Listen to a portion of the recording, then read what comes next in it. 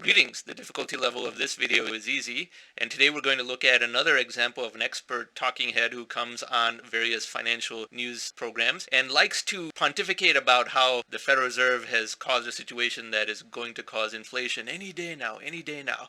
They've been wrong for years and years and years at a time, and they still think inflation is just around the corner. It's actually become almost sort of a weird little cult here of people who insist inflation is about to happen tomorrow, even though they've predicted about 100 of the last zero bouts of high inflation.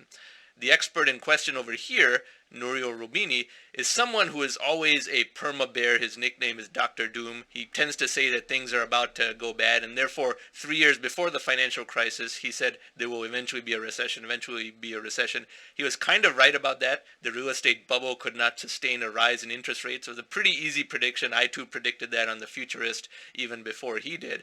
But on account of being someone who's a perma-bear, eventually he's right whenever there is a recession, and that kind of made him famous, and therefore he is out again talking about, oh, interest rates will rise and there will soon be inflation. But if you watch this channel, you know how quantitative easing from the Federal Reserve does not cause inflation. And a number of outdated assumptions from what he says are what we are going to examine and deconstruct in this channel. He, despite being an immigrant, still seems to act as though the United States is the only country in the world in terms of the Federal Reserve printing money is going to cause U.S. inflation, when we know that the entire world is borderless in terms of these metrics: commodity prices, inflation, and so forth. So this video is going to be yet another lesson about how assumptions that economists have are completely outdated. They are intellectually unequipped to, frankly, just understand the economics of technology, and more specifically software, where you don't run out of supply and there's no such thing as a supply bottleneck. So we will proceed with this video here. Well, who better to ask than the man who warned us about the financial crisis of 2008, 3 years before it happened? Internationally acclaimed economist Nouriel Roubini. Nouriel, it is great to have you with us here on Kitco today. Great pleasure being with you today, Michelle. Okay, so we have this unprecedented stimulus, helicopter money, record low rates, and the Fed is saying that inflation will be transitory and claims that it can be controlled. So how does this play out? Well, my concern is that while in the short run inflationary pressures are still limited, the rise in inflation we're going to see this year is not going to be just transitory and driven by a base effect, but it could be more persistent over time. Why? After this COVID crisis, we had a massive amount of monetary and fiscal stimulus and credit easing. $3 trillion of stimulus last year, 900 last December, 1.9 trillion just passed, and now 4 trillion plus of various types of infrastructure spending that may be passed by Congress. This is a time when the economy is already starting to grow faster and improving than previously expected. So it looks like the stimulus, one, is excessive. Two, there are supply bottlenecks. We're seeing semiconductor, pharma products, commodities, and so on.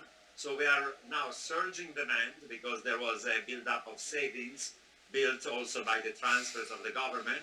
There's pent-up demand, and there is now constraints on supply. And that implies that inflation over time may go much higher than the Fed expects. The other concern I have is that not in the short run, but over time, we can go back to not only inflation, but also to stagflation. What is stagflation? Is a situation of low economic growth, if not negative, and rising inflation. Now, last time we have seen it was in the 1970s. This time around, most likely, unless there was a war between US and Iran, the negative supply shock is not going to be driven by oil, but there are other factors that suggest that there could be reduction in potential growth and a rise in cost of production that are negative supply shocks. And if you monetize fiscal deficits in that context, you may end up with inflation and stagflation. Now, what are they?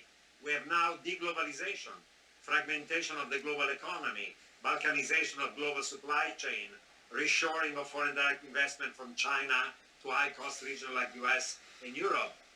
We have import protection, we have restriction to trade in goods, in services, in labor, in capital, restriction to migration. We have this decoupling between US and China on trade, technology, data, information. We have now also a declining in the supply of labor because US, Europe, Japan, advanced economies are aging, but not only advanced economies are aging, but now China, Russia, Korea and other Asian countries are also aging. And you add to it also now policies are going to be progressive to try to redistribute income from capital to labor, because labor has been disadvantaged for the last few decades. And that can lead to a build-up of wage and price pressures and are reducing potential growth, increasing the cost of production. Then you monetize large fiscal deficits, and down the line, I'm not speaking about this year, but 2-3 years down the line, we could also end up into stagflation, recession, and inflation, like in the 70s. That's a rising risk. Well, many are sharing that outlook, particularly when you look at the Biden administration's agenda, and it seems to go very, very big on spend. Okay, we'll stop right there. He's all over the place on the factors he's throwing out. And remember, when someone earns a living about being a pessimist and then they get accolades whenever something bad happens and they happen to be right somewhat by chance rather than through a precision of their predictions, then they have a certain set of tools in their toolbox. He spoke about shrinking workforce because of aging population and therefore wages rise, which is a bad thing. I mean, remember, only these PhD economists will say wages rising is a bad thing, and they often say things like too many people have jobs. But isn't such a belief mutually exclusive with the fear that automation is taking away jobs? How can you simultaneously have a narrative saying that wage pressure is rising because of a shrinking workforce and an aging workforce, but automation is taking away jobs, so that's bad? These are where these contradictory sound bites tend to be very problematic and not very well thought through. Now, of course, he didn't mention automation, to be fair, but he's also throwing all kinds of things out there about supply bottlenecks and so forth, and how we had stagflation in the 1970s. No recognition whatsoever on his part of how different the economy is from the 1970s. Now we have a lot of software in the economy. A lot of hard goods are also produced by software. This is the big cushioning effect that not only moderates things that could cause inflation, but also contributes to deflation. There's no supply bottlenecks in software. And as you know, if you've watched other videos on this channel, the high-tech fracture of the economy is now 3% of world total GDP. And it was only 0.5% in 2000 and certainly negligible in the 1970s and 80s. And therefore, he's really just repeating some boilerplate textbook material from 1970s and 1980s era textbooks.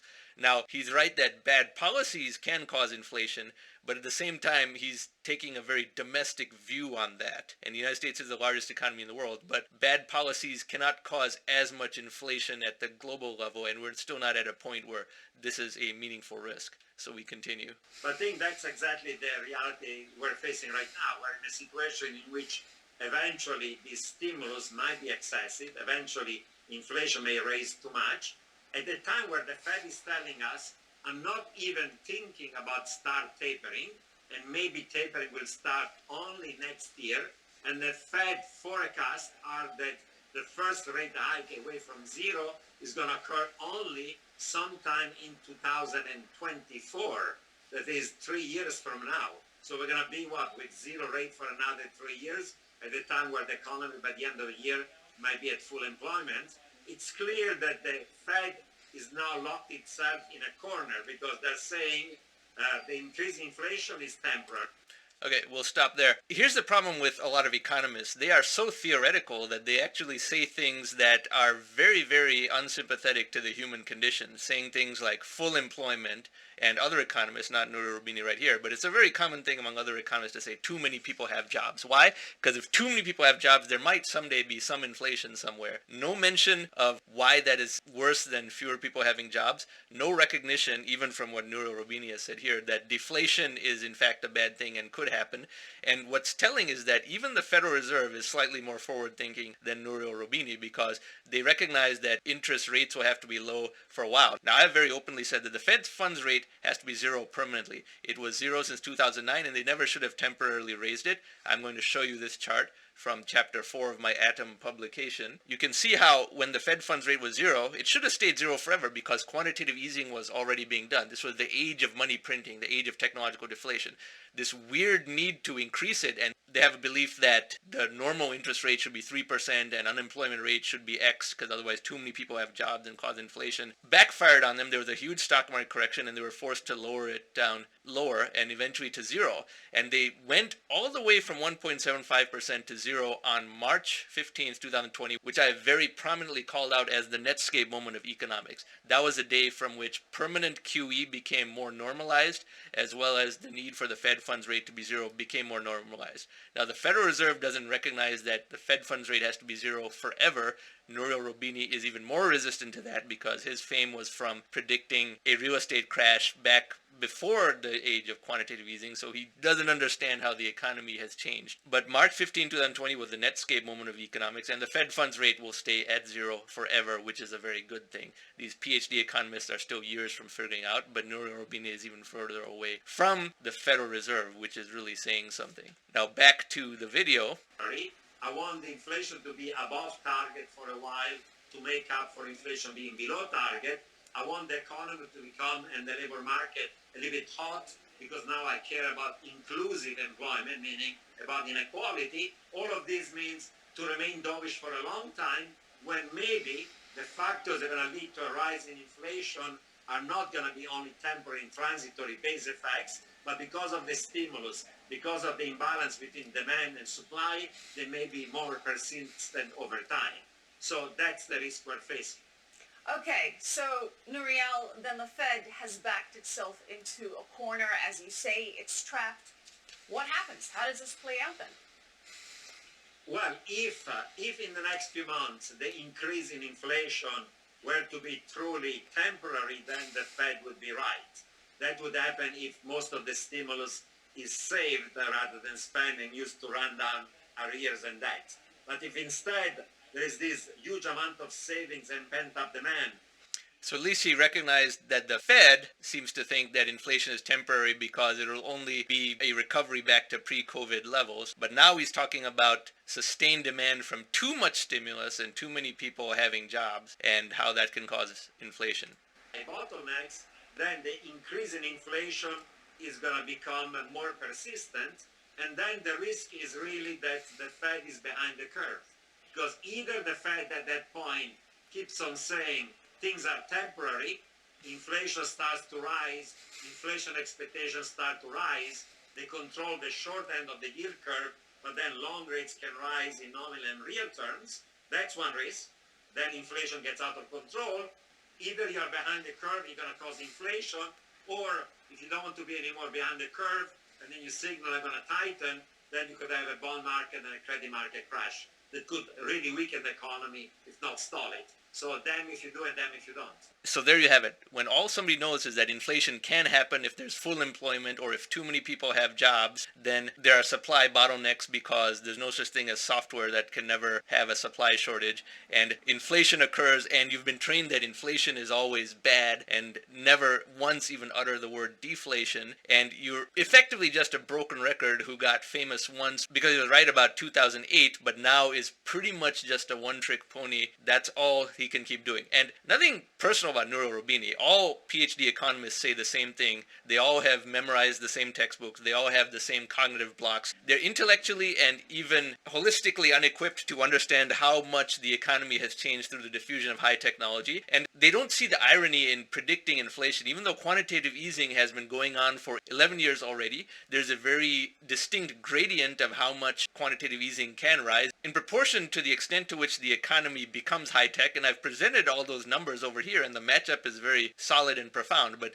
they just don't have the curiosity or framework to understand that because they could never believe why the economy of the 1970s is in any way different than the economy of today, or even how the economy of today is different than the economy of 2011, 10 years ago. We have continuously rising diffusion of software into the economy. Again, this is another PhD economist who does not have to make any rapid financial decisions in terms of managing money or anything like that, and was pretty much set for life based on getting lucky about having gone on record predicting the 2008 crisis, which was easy to predict. I predicted that too, and I have links in the description box about that as well. But all these people are still in very 1970s era thinking. I hope you found this video interesting. If you like this channel, I encourage you to subscribe, and thank you very much for watching.